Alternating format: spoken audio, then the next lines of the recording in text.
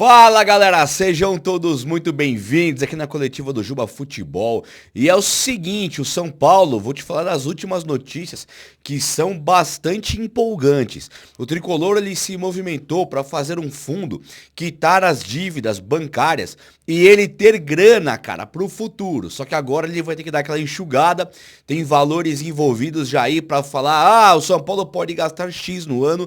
O São Paulo realmente fez um plano aí para se reestruturar de uma maneira top. E aí, vamos falar de renovação contratual, de mudanças no elenco, a questão do Zubeldia, se fica ou não fica, tudo que tem para saber do São Paulo está aqui nesse vídeo de agora, beleza? Chega junto então, deixa um like para dar uma moral, se você puder dar essa força aí, dá um like, e se inscreva também no canal, você é muito bem-vindo aqui comigo, e eu faço questão de ter você por aqui. Vem junto aí, chega junto. Gente, olha só, bom dia primeiramente.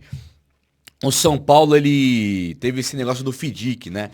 Essa questão do FIDC aí do Tricolor é mais ou menos um fundo de investimento que o São Paulo, ele coloca ali, vai colocar uma grana, 250 milhões, de maneira emergencial para quitar as dívidas com os bancos. É mais ou menos isso. Quita as dívidas com os bancos e aí o São Paulo para de pagar os juros.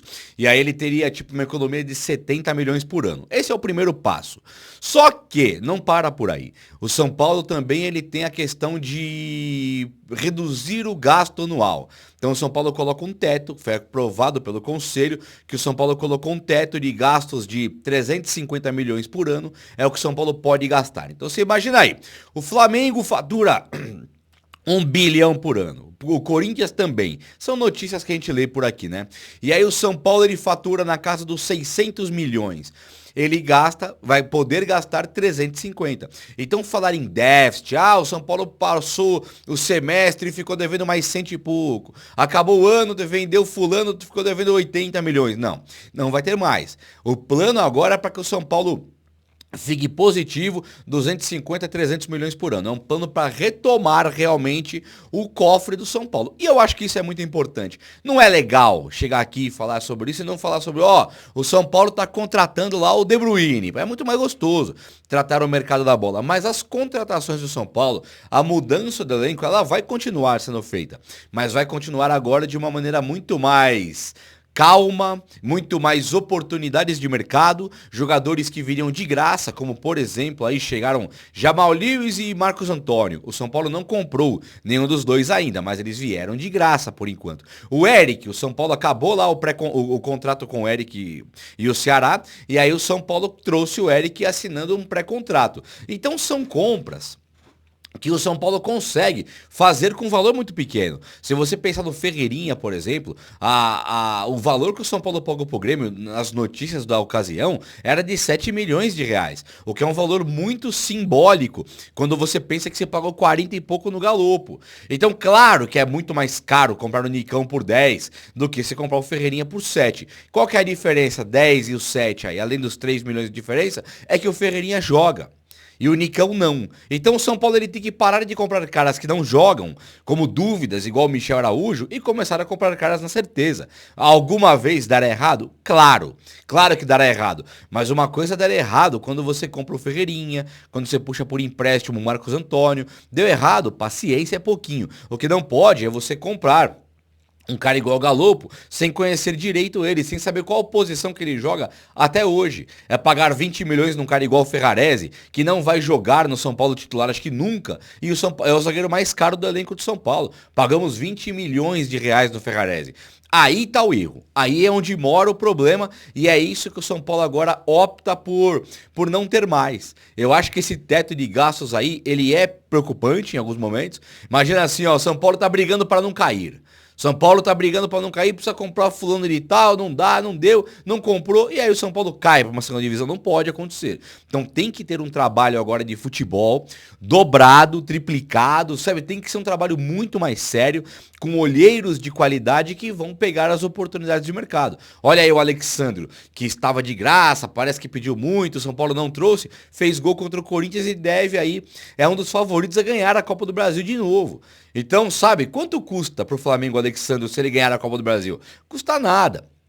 Sendo assim, o São Paulo tem sim que ficar atento, mas eu acho que uma reestruturação, uma retomada de cofres zerados, de dívida zerada, para partir de um princípio novo, como o Flamengo fez, como o Palmeiras fez, como esses times fizeram, e não termos que vender, a virar SAF, ficar nessa penumbra que tá o Corinthians devendo 2 bilhões, o Cruzeiro, o Vasco, que foram, ou alguém comprava ou falia, sabe? Isso o São Paulo realmente não pode passar. E é olhando para esse cenário que o São Paulo acaba de fechar a negociação com o Rian Francisco, cara. Olha que top, o moleque vai renovar o contrato com o São Paulo até 2028. É um dos caras de mais valor do elenco de São Paulo da categoria de base. O São Paulo fica com 80% dele e coloca uma multa que é na casa dos 360 milhões de reais. Já tem time da Europa vindo aqui ficar de olho nele e é muito provável que ele seja vendido, uma das vendas históricas que o São Paulo está esperando, assim como o William Gomes, como o Henrique Carmo, caras que estão no banco, são muito promissores e o mercado inteiro está olhando e vendo que eles são bons e o São Paulo vai conseguir fazer vendas assim incríveis. É top. Gente, por outro lado, o Luiz Gustavo e o Rafinha, eles continuam gerando discussão se renovam ou não. Sobre o Rafinha, eu não tenho informação se o São Paulo ofereceu a renovação. Luiz Gustavo, o São Paulo ofereceu a renovação. São Paulo chegou, colocou o papel na mesa e falou, ó, queremos você até o fim de 2025, do ano que vem. O Luiz Gustavo deve ter analisado um contrato meio ruim para ele, né? Não devem ser valores muito bons. E o São Paulo colocou ali o contrato mais pra, ó, eu te seguro, você é um cara de valor, mas eu não posso pagar muito. Deve ter sido assim a conversa. E o Luiz Gustavo não deu a resposta ainda. É muito complicado de pensar no Luiz Gustavo renovando, não porque ele não é bom de bola, acho ele muito bom de bola, só que ele tá ficando velho, e ano que vem vai ter a parada das férias, tem pré-temporada, se não tiver contusão, volta pior ano que vem pela idade avançando. Agora, se tiver contusão, acaba a carreira. E o São Paulo acaba de comprar Santiago Longo.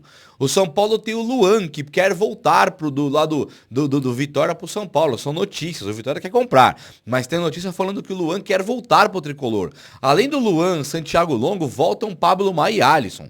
Né? Fora Bobadilha, Marcos Antônio, o Thiago Mendes, que existe uma possibilidade gigantesca dele fechar com o São Paulo. Então, assim, pensar no Luiz Gustavo pro ano que vem, no meu modo de enxergar futebol, é impensável.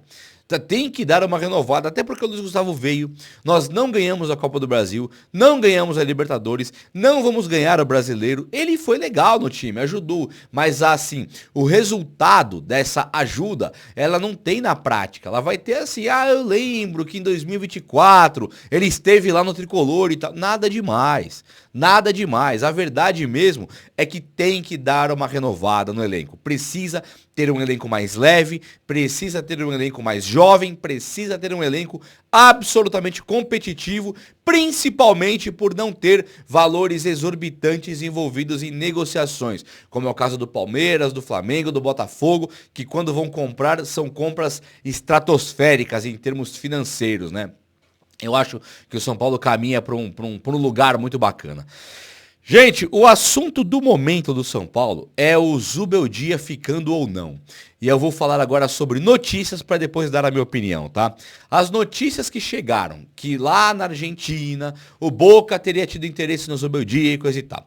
O Boca já contratou o técnico, não tem nada do Zubeldia sair para o São Paulo para o Boca.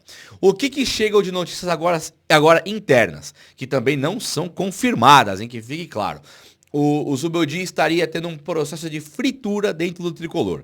Isso foi noticiado por jornalistas tipo o Arnaldo Ribeiro, pelo que eu vi lá, não vi a live inteira, mas tem muita gente propagando que lá no São Paulo internamente estariam fritando o Zubeldia. É um processo de fritura. Agora, vamos pensar na prática disso acontecendo. O São Paulo contratou alguns jogadores, como o Santiago Longo, Jamal Lewis, Marcos Antônio, são caras que não estão jogando com o Zubeldia. O Marcos Antônio é um pouquinho que entra ele, quando é o time reserva, mas a maioria não tem entrado. O William Gomes veio para o titular e depois ele volta para a reserva e agora no último jogo contra o Corinthians nem reserva foi. O Eric, que não era utilizado, foi utilizado no último jogo e o Galopo é um sumiço completo. Então o Zubeldia, ele não tem valorizado o elenco de São Paulo, isso aí é público, isso é notório, todo mundo enxerga. Agora, se a diretoria está aí bastante incomodada com isso, é possível.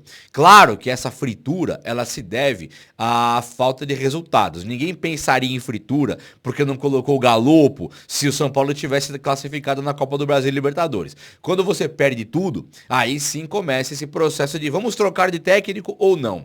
Outra notícia que surgiu é que o São Paulo quer segurar o Zubeldia e faz uma análise jogo a jogo para que em dezembro, quando acabar a temporada, o São Paulo vai dar uma olhada no panorama geral e falar, bom, fico com ele ou não fico com ele.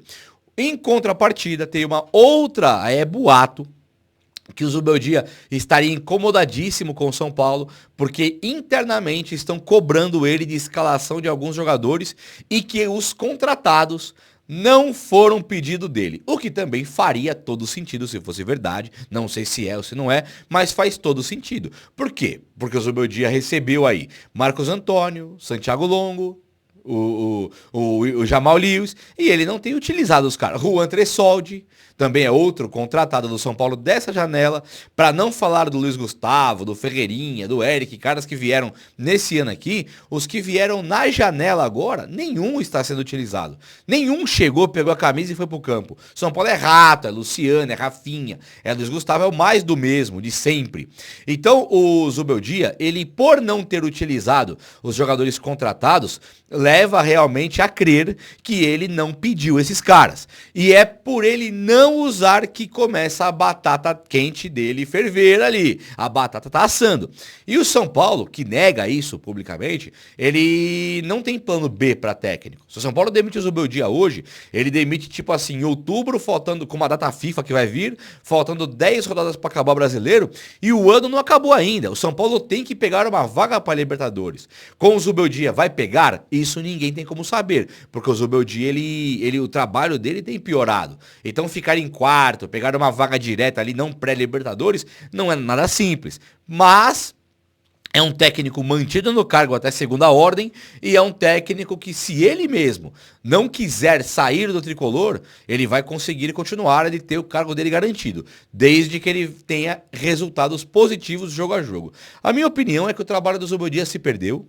Não sei se trocar de técnico agora, em outubro, seria o ideal, desde que um técnico como um dos preferidos aí para assumir o cargo pro ano que vem esteja disponível e queira assumir o São Paulo em outubro, ficar com o Zubeldia não é nada impensável, nada errado. Mas você tem que estar acordado com o novo técnico já desde agora, se você quiser contratar ele para o ano que vem. Porque os próximos aí que vão demitir seus técnicos, eles vão fazer reformulações e na hora de contratar o nosso tão sonhado novo técnico, se é o caso, ele não estará mais disponível. Então São Paulo tem que agir rápido, tem que ficar caladinho agora, agir rápido, realmente arrumar o cofre e apresentar para um técnico, qualquer que seja ele, Zubeldia ou um novo técnico, que o projeto pro ano que vem é mais modesto enquanto gastança.